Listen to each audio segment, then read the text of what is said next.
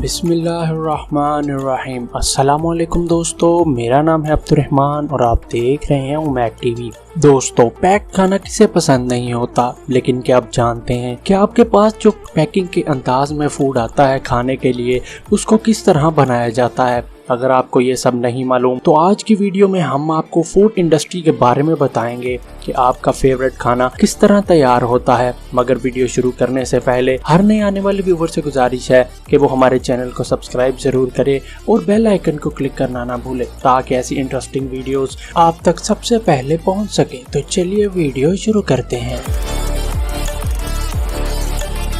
दोस्तों, कुरकुरे खाना किसे पसंद नहीं होगा। कुरकुरे बनाने के लिए सबसे पहला मरहला जो होता है वो आटे का होता है। सबसे पहले बड़ी मिकदार में आटा चाहिए होता है, तो बड़े बड़े ट्रक्स के जरिए आटे को फैक्ट्री में पहुंचाया जाता है। इस आटे को बहुत बड़ी मिकदार में मशीन के अंदर डालने के बाद प्लेन कुरकुरे बनकर सामने आ जाते हैं। और इसके बाद इसका सबसे इम्पोर्टेंट मरहला आता है, जिसकी वजह से कुरकुरे बाकी स्नैक से मुख्तलिफ होते हैं, वो है इसका मसाला। इसके बाद इनका मसाला बनाया जाता है। इस मसाले को फैक्ट्री की एक बड़ी मिक्सर मशीन में डाला जाता है। उस मिक्सर मशीन में कुरकुरों को डालने के बाद अच्छी तरह हिला दिया जाता है। इसलिए जाता है ताकि मसाला एक एक कुरकुरे पर अच्छी तरह लग जाए और टेस्ट में कोई फर्क ना आए। इसके बाद इनके अलग अलग पैकेट्स बनाकर आपके करीबी ग्रोसरी स्टोर पे बेच दिया जाता है। दोस्तों, इसको देखने के बाद आपके मुंह में तो पानी आ गया होगा। अगर आपके मुंह में पानी नहीं आया तो मेरे मुंह में तो पानी आ गया है।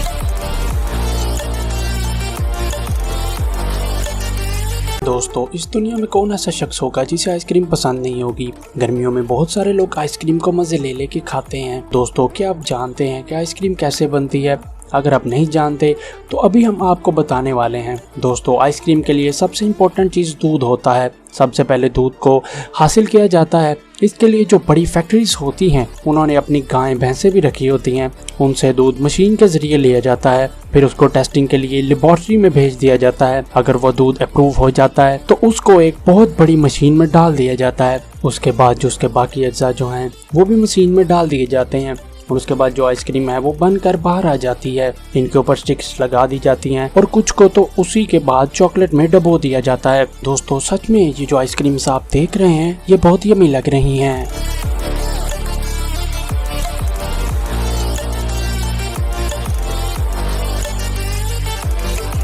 तो दोस्तों, अब बात करते हैं जूसेस के बारे में, जो कि आप जब गर्मियों में बाजार वगैरह में जाते होंगे तो ज़रूर खरीदते होंगे। ये आपको रिफ्रेश कर देते हैं। इसके अंदर उसी फल का टेस्ट होता है जिसके बारे में इसके ऊपर लिखा होता है। तो दोस्तों, अगर आपने आज तक जूस पिया है और आप नहीं जानते कि जूस कैसे तैयार होता है, तो आइए मैं आपको बताता हूँ। तो दोस्तों, इसका तरीका ये होता है कि पहले बड़े पैमाने पर फ्रूट्स को ट्रक के जरिए फैक्ट्री में लाया जाता है। इसके बाद खराब और कच्चे फलों को इसमें से अलग कर दिया जाता है और जो साफ फल होते हैं उनको गर्म पानी से धो लिया जाता है। गर्म पानी से धोया इसलिए जाता है ताकि उनके ऊपर सारे जरासीम जो हैं वो मर जाएं। और उनके बाद इन सब फलों को मशीन में डाल दिया जाता है, जिसमें इनका लेवल 1 का पेस्ट तैयार हो जाता है।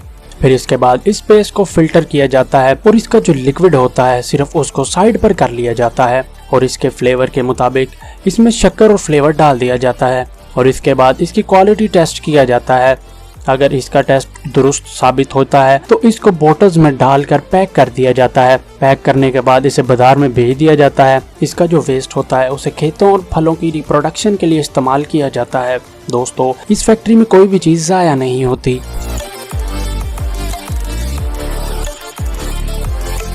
दोस्तों, टॉफीज और कैंडीज तो हर कोई पसंद करता है, मगर दोस्तों, क्या आप जानते हैं कि इन टॉफीज और कैंडीज को बनाने के लिए आपके वर्कर्स को बहुत ज्यादा मेहनत करनी पड़ती है। तो दोस्तों, होता कुछ यूँ है कि पहले बहुत बड़े पैमाने के अंदर लिक्विड फॉर्म में कैंडीज को डाला जाता है और इसके बाद कैंडीज को ट्रे नुमा चीज पर फैला दिया जाता है। ये लिक्विड जो होता है ये बहुत ज्यादा स्टिकी टाइप होता है।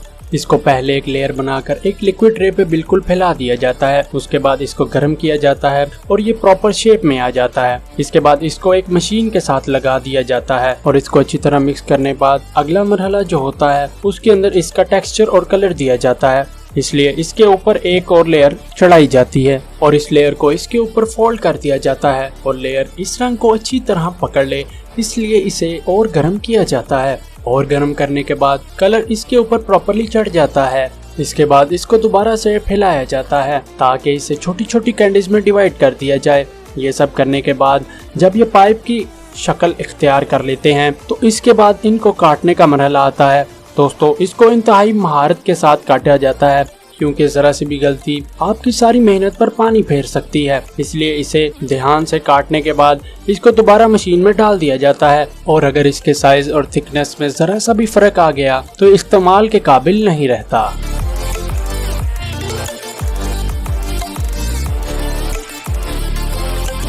दोस्तों अल्लाह ताला आपकी और हमारी दुनिया और आखिरत बेहतर फरमाए। ये थी आज की वीडियो। उम्मीद है आपको वीडियो ज़रूर पसंद आई होगी। अगर वीडियो पसंद आई है तो हमारे चैनल को सब्सक्राइब ज़रूर करें और बेल आइकन को क्लिक करना ना भूलें, और कमेंट सेक्शन में हमें बताएं कि आपने कभी किसी चीज़ की प्रोडक्शन लाइव देखी है। हमें आपके कमेंट का इंतज़ार रहेगा। मिलते हैं आपको अगली वीडियो में। अल्लाह हाफिज़।